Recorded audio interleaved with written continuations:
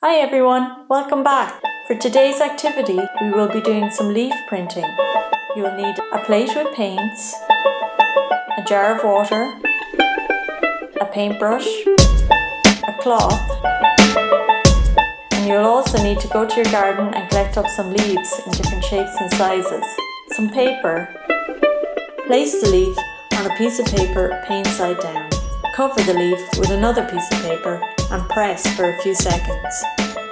Take the top piece of paper off and gently peel back the leaf. Now you should be left with a nice leaf print. Now pick a new leaf and paint it a different colour, making sure to wash your brush well every time you use a new colour. Repeat what you did with the first leaf.